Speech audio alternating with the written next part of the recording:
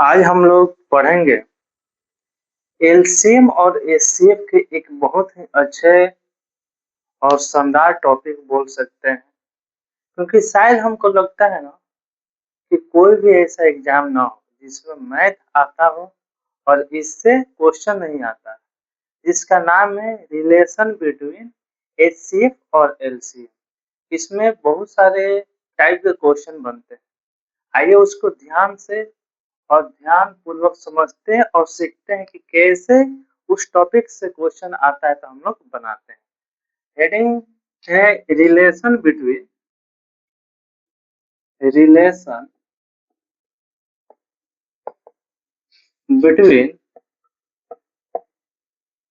HCF और LCM. Relation between HCF और LCM मतलब इसका हिंदी यह हुआ ना कि एलसीएम और एचसीएफ के बीच में संबंध। इसका मतलब यह हुआ, इसमें एक फॉर्मूला आता है, अगर वह फॉर्मूला हमको याद है तो आसानी से वो क्वेश्चन को हम लोग बना सकते हैं। इसमें इसमें एक फॉर्मूला आता है, शायद आपको याद भी होगा, नहीं याद है तो यह सभी फॉर्मूला हमको याद होना चाहिए। इसे फॉर्मूला कहता है कि ए गुणे बी बराबर एलसीएम गुणे एचसीएफ। अब आप कहिएगा कि सर यहाँ पर आप जो ए लिखे हैं और बी लिखे हैं यह क्या है? बाबू, यह ए जो है ना, इसको पहली संख्या बोलते हैं। क्या बोलते हैं? पहली संख्या। और यह जो बी है ना, इसको दूसरी संख्या बोलते हैं। क्या बोलते हैं? दूसरी संख्या। और यह एलसीएम है और एचसीएफ है। यह जो फॉर्मूला है ना, अगर यह फॉर्मूला हमको याद रहता है तो शायद हम इस टॉपिक से आने वाले सभी क्वेश्चन क्या करेंगे? बना देंगे। इस पर एक छोटा सा एग्जांपल हम लेते हैं। जैसे मान लीजिए कि a बराबर दे दिया 10, यानी पहली संख्या क्या दे दिया? 10, और b बराबर दे दिया 40, यानी पहली संख्या 10 है और दूसरी संख्या क्या है? 40 है। और हमको यहाँ पर एलसीएम दे दिया 60। क्या दे दिया? 60 दे दिया। अब हमको निकालना क्या है? एचसीएफ। एचसीएफ निकालना है। हम सब कोई जानते हैं, इसको बनाने के लिए हम सब कोई जानते हैं कि ए गुणे बी बराबर होता है एलसीएम गुणे एचसीएफ। आपको एक सर यह क्यों लिख दिया? क्योंकि हमको मालूम है कि ए बराबर क्वेश्चन में 10 दिया है, बी बराबर 40 दिया है और एलसीएम बराबर 60 दिया है, और निकालना क्या है? एचसीएफ निकालना है। आप देखिए कि इस सब में रिलेशन का यही ना फॉर्मूला है कि ए गुणे बी बराबर होता है एलसीएम गुणे एचसीएफ।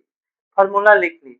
अब जो जो वैल्यू दिया है उसको हम लोग पुट करते हैं। ए का मान कितना दिया है? 10, तो 10 रख देंगे। मल्टीप्लाई है मल्टीप्लाई, बी का वैल्यू कितना दिया है? 40, तो यहाँ पर 40 रख देंगे। एलसीएम कितना दिया है? 60, तो 60 लिख लिए। और एचसीएफ हमको फाइंड आउट करना है। यहाँ पर क्वेश्चन है एलसीएफ, एचसीएफ क्या करना है? निकालना है। जब हम यहाँ से एचसीएफ निकालते हैं ना, तो जिसके साथ रहता है उसको नीचे कर देते हैं और इधर वाला को ऊपर कर देते हैं। जब आप इसको काट कूट करिएगा ना, तो कितना आ जाएगा? 10 छक्के 60, 20 दूना 40, 3 दूना 6, यानी एचसीएफ हमको कितना मिल गया? एचसीएफ बराबर 20/3। यही मेरा क्या हो जाएगा? आंसर हो जाएगा। एक और एग्जांपल लेते हैं।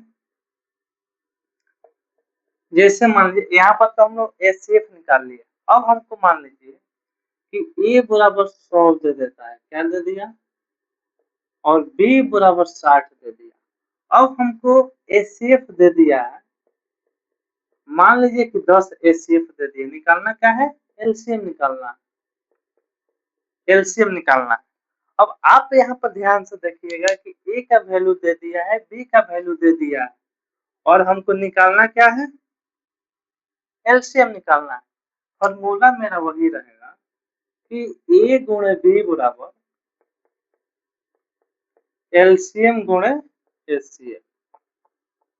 अब ध्यान दीजिएगा, जो वैल्यू हमको दिया है उसको पुट कर देंगे। ए का वैल्यू कितना दिया है? 100 दिया है। बी का वैल्यू कितना दिया है? 60 दिया है। एलसीएम हमको नहीं मालूम है, एलसीएम हमको निकालना है। एचसीएफ कितना दिया है? 10 दिया है। अब यहाँ से जब हम लोग एलसीएम निकालते हैं ना, तो 100 गुणे इधर वाला 60 अब बटा में 10, एक जीरो से एक जीरो, ऊपर क्या बच गया? 10 गुणे 60, यानी 6 से मेरा क्या हो जाएगा? आंसर हो जाएगा। तो यह हो गया नॉर्मल क्वेश्चन। लेकिन सर अगर हमको लैंग्वेज में क्वेश्चन पूछता है तो फिर हम उसको कैसे बनाएंगे? ये तो वैल्यू दे दिया, लेकिन लैंग्वेज में क्वेश्चन कैसे पूछता है उसको ध्यान से समझिएगा। मान लीजिए कि बोलता है कि दो संख्याओं का गुणनफल। एक और बात यहाँ पर हम बता देते हैं कि वहां पर लिखा है ए गुणे बी, तो ए गुणे बी का मतलब क्या होता है? अगर इंग्लिश में बोलता है the product of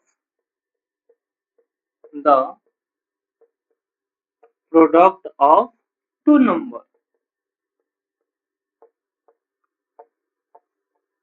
the product of two number, यानी इसका हिंदी यही ना होता है कि दो संख्याओं का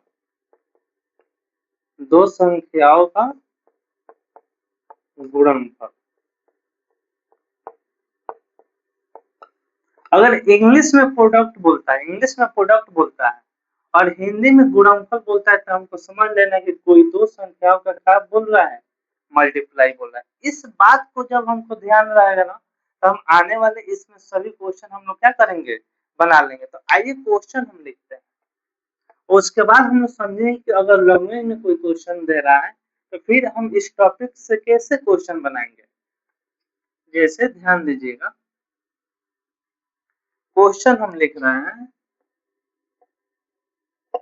बोलिए कि दो संख्याओं का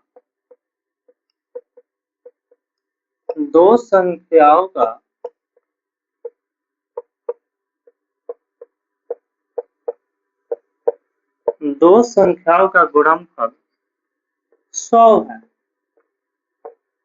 क्या है? दो संख्याओं का गुणनफल 100 है। यदि इसका लघुत्तम समापवर्तक यानी एलसीएम, यदि इसका एलसीएम 50 हो तो एचसीएफ का मान बताइए।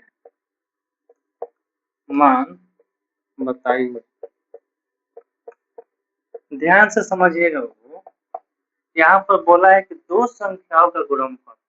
देखो, जब प्रोडक्ट बोलता है चाहे गुणनफल बोलता है तो समझ लेना है कि दो संख्याओं को क्या करना है? गुणा करना है। तो मान लेते हैं कि चूंकि माना कि पहली संख्या ए है और दूसरी संख्या बी है, क्योंकि माना कि पहली संख्या बराबर ए, दूसरी संख्या बराबर बी। क्वेश्चन क्या बोला है? दो संख्याओं का गुणनफल, यानी दो संख्या के क्या है? गुणनफल, यानी ए गुणा बी बराबर कितना दे दिया? 100। और उसके बाद क्या बोल रहा है? यदि इसका एलसीएम मतलब एलसीएम बराबर क्या दे दिया? 50। तो फिर हमको एचसीएफ नहीं ज्ञात कर लेंगे? हम जानते हैं कि वी नो दैट कि ए गुणे बी बराबर होता है एलसीएम गुणे एचसीएफ, होता है ना? एक ए गुणे बी का वैल्यू कितना दे दिया है? 100, एलसीएम 50, एचसीएफ हमको ज्ञात करना है। तो एचसीएफ बराबर क्या हो जाएगा? 100 बटा 50, कट जाएगा तो कितना आंसर आ जाएगा? 2 आ जाएगा। यही मेरा क्या हो जाएगा? आंसर हो जाएगा। बस हमको भाषा लैंग्वेज समझना है कि क्या पूछ रहा है। यहाँ पर ये भी बोल सकता है ना कि दो संख्याओं का गुणनफल 100 दिया है, यदि उसका एचसीएफ 50 है तो एलसीएम ज्ञात कीजिए। यहाँ पर क्वेश्चन का टाइप बदल सकता है लेकिन मेरा कंसेप्ट नहीं बदलेगा। एक और क्वेश्चन लेते हैं, मान लीजिए कि इसको ध्यान से समझ लीजिए। अगर बोलता है ना कि कोई संख्या ए है जिसका मान 50 दिया है, कोई संख्या बी है जिसका मान 40 दिया है, यदि इन दोनों संख्याओं का लघुत्तम समापवर्तक, ध्यान से देखिएगा, यदि कोई संख्या 40 और 60 है और इसका एचसीएफ यानी महत्तम समापवर्तक, इसका एचसीएफ 20 है तो एलसीएम का मान बताइए। देखो बाबू, बोल रहा है कि यदि कोई संख्या 40 और 60 है तो 40 और 60 का मतलब हमको क्या दे दिया, ए बराबर 40, बी बराबर क्या दे दिया, 60 दे दिया। आगे क्या बोला है, इसका एचसीएफ भी दे दिया है। एचसीएफ कितना दिया है, 20 दिया है। हमको निकालना क्या है, एलसीएम। कितना आसान है, हम सबको जानते हैं कि ए गुणे बी बराबर होता है एलसीएम गुणे एचसीएफ। ए का वैल्यू कितना दिया है, 40, बी का वैल्यू कितना दिया है, 60।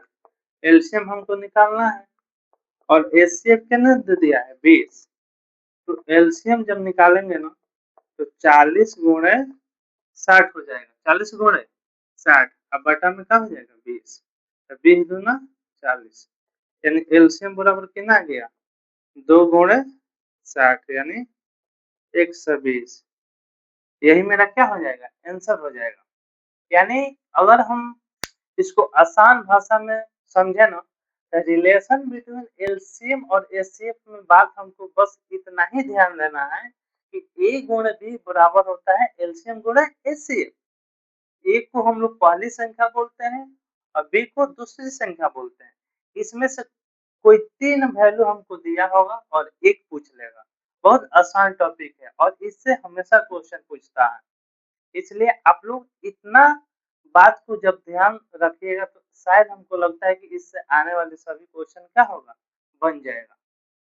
इसमें अब जैसे एक और लास्ट क्वेश्चन लेते हैं, उसके बाद हमको नहीं लगता है कि अब इस क्वेश्चन से, इस टॉपिक से कोई क्वेश्चन रुकेगा। देखिए, एक इंग्लिश में क्वेश्चन लेते हैं कि the product of two number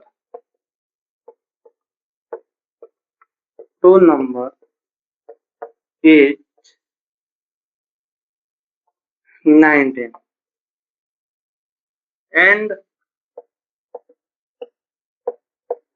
LCM is 45. The find the value of HCF. देखो बाबू, the product of two number, हम बोले ना कि प्रोडक्ट बोले क्या गुणनफल बोला, हमको समझ लेना है क्या कि गुणा करना, यानी दो संख्याओं का क्या बोलना है, प्रोडक्ट। यानी कोई दो संख्या ए और बी है जिसका वैल्यू दे दिया है 90 और यहाँ पर एलसीएम का मान क्या दे दिया है 45। हमसे पूछ क्या रहा है, find the value of HCF, यानी हमको यहाँ पर क्या निकाल लेना है, एचसीएफ। हम सब कोई जानते हैं ना, वी नो डैट कि ए गुणे बी बराबर होता है एलसीएम गुणे एचसीएफ। ए गुणे बी का वैल्यू कितना दिया है 90। ए गुणे बी का वैल्यू कितना दिया है 90 दिया है। एलसीएम हमको कितना दे दिया है 45। हम यहाँ पर क्या लिख देंगे 45। एचसीएफ तो हमको निकालना है, तो एचसीएफ यहाँ पर निकाल लेंगे। जब एचसीएफ निकालेंगे तो 90 बटा क्या हो जाएगा 45। एचसीएफ बराबर 2। यही मेरा आंसर हो गया। शायद अब हमको नहीं लगता है कि इस टॉपिक से अब कोई क्वेश्चन फंसने वाला है। इसमें अब एलसीएम और एचसीएफ में एक फ्रैक्शन वाला आता है कि फ्रैक्शन में अगर कोई दिया हो, जैसे मान लीजिए कि 1/2 दे दिया, 4/9 दे दिया और 5/10 दे दिया। इसका एलसीएम और एचसीएफ निकालने के लिए बोलेगा, तो इसको हम अगले वीडियो में पढ़ेंगे।